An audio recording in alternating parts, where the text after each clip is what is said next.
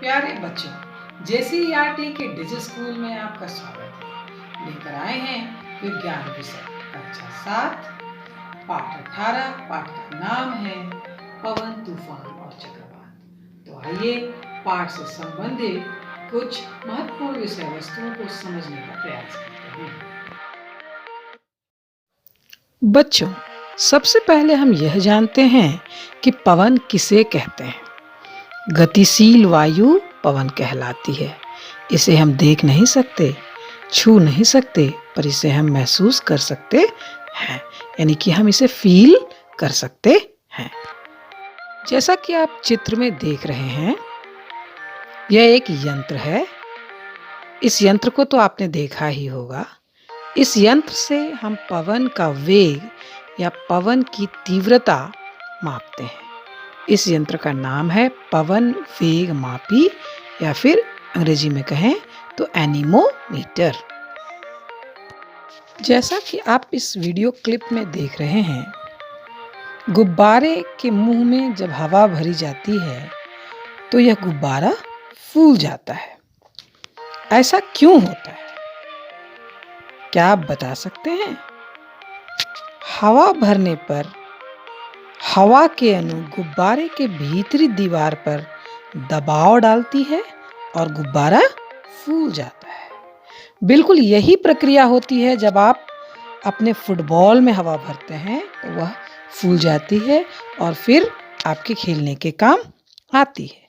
ठीक इसी प्रकार आपके साइकिल के टायर को कसा हुआ रखने के लिए उसकी ट्यूब में हवा भरनी पड़ती है।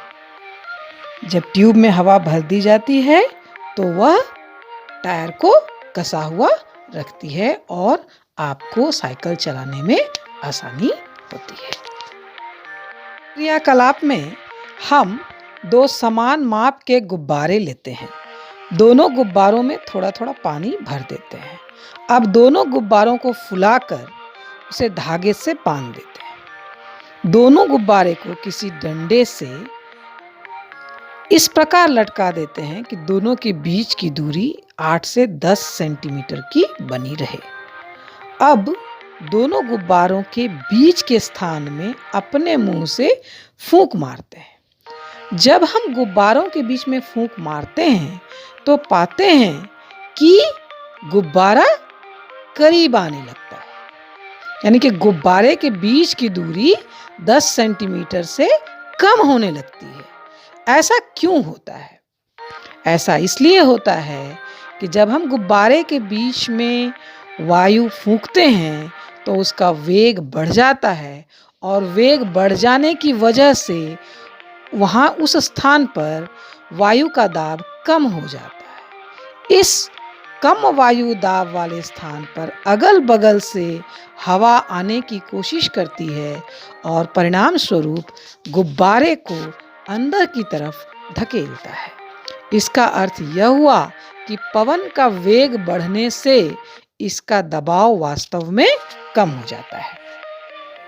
बच्चों, पवन हमेशा अधिक वायु दाब वाले क्षेत्र से कम वायु दाब वाले क्षेत्र की ओर चलती है। वायु दाबों के बीच जितना अधिक अंतर होगा, पवन का वेग भी उतना ही अधिक होगा।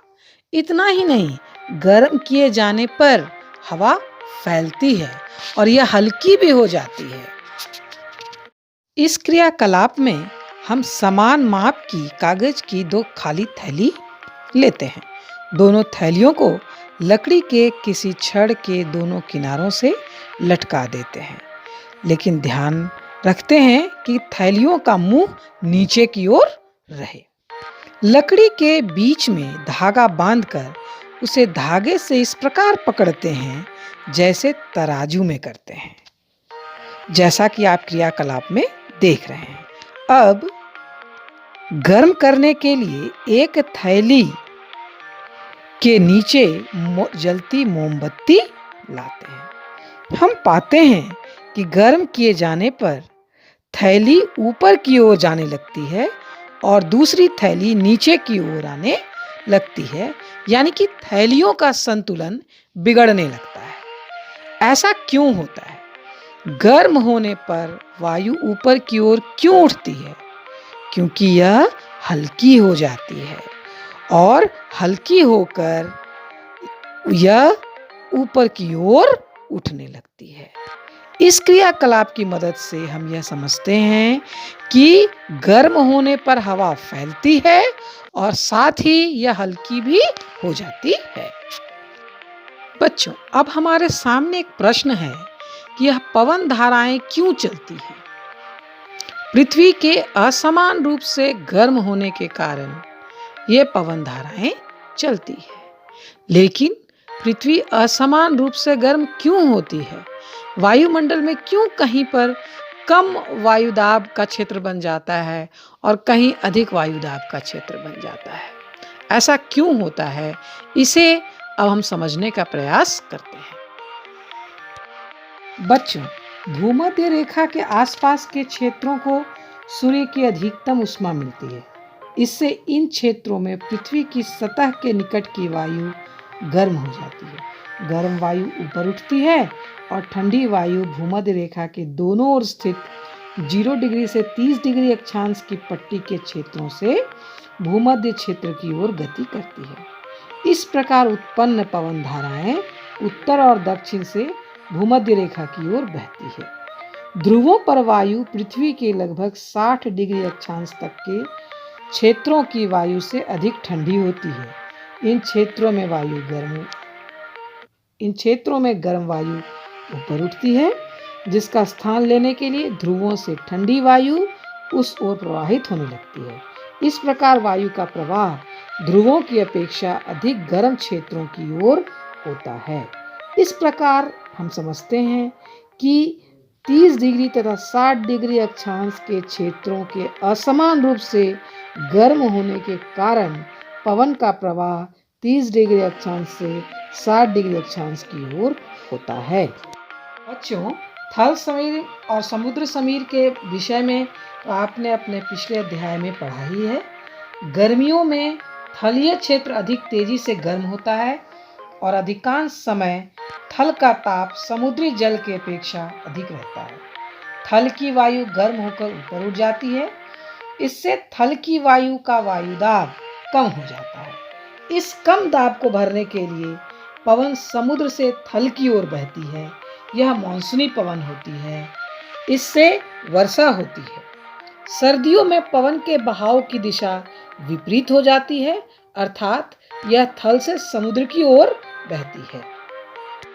भारत जैसे गर्म आर्द्र उष्णकटिबंधीय क्षेत्रों में तड़ित झंझा अक्सर विकसित होते रहते हैं।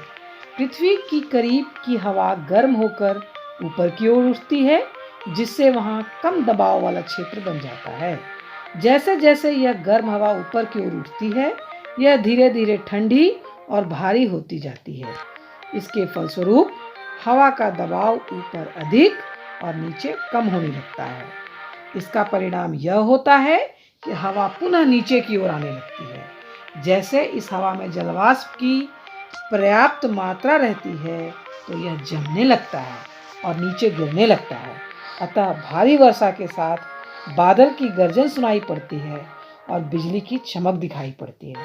इसी घटना को हम तड़ित झंझावात कहते हैं। बच्चों, ध्वनि के साथ साथ जब तड़ित बिजली गिरने की संभावना दिखे तो हमें महत्वपूर्ण सावधानियां बरतनी चाहिए, जो कुछ इस प्रकार हैं।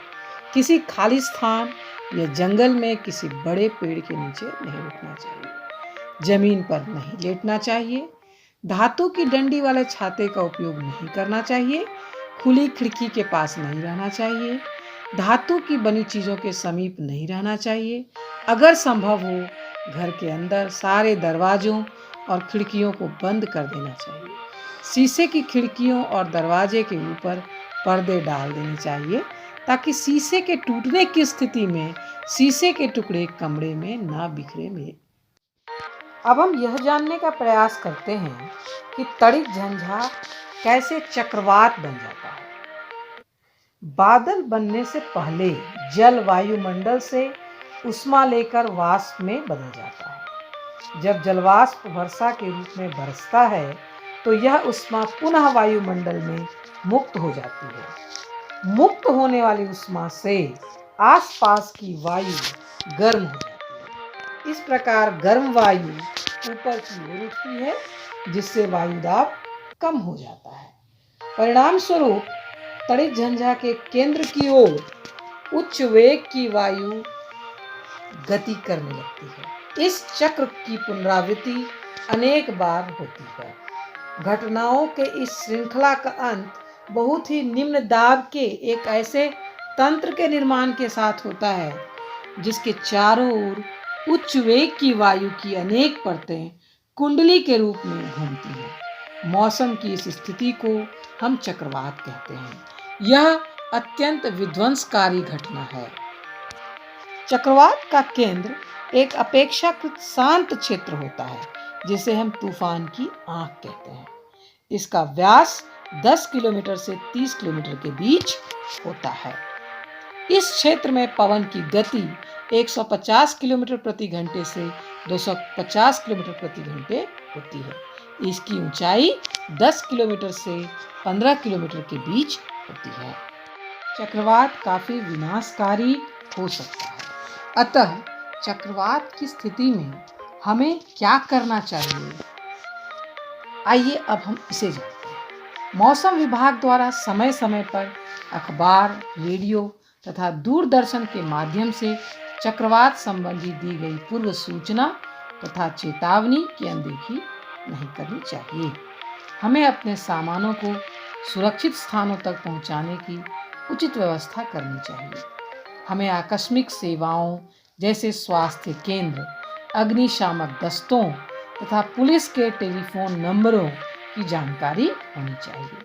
सड़कें पर स्थिर पानी में गाड़ी नहीं चलानी चाहिए, क्योंकि सड़कें चक्रवात के समय आई बाढ़ के कारण टूटी हो सकती है। आप चक्रवात प्रभावित क्षेत्र में रहते हो तो आपको कुछ अन्य बातों का भी ध्यान रखना चाहिए, जैसे पीने के लिए शुद्ध जल को हमेशा संग्रह करके रखना चाहिए, गिरे हुए बिजली के तारों को नहीं छूना चाहिए, भीगे हुए बिजली के स्विचों को नग्न हाथों से नहीं छूना चाहिए, बचाव दल पर किसी प्रकार का दबाव नहीं देना चाहिए, अपने पड़ोसियों की मदद करनी चाहिए। बच्चों, उम्मीद करते हैं आप वीडियो को बार बार देखकर पाठ में दिए गए विषय वस्तु को अच्छी तरह समझने का प्रयास करेंगे।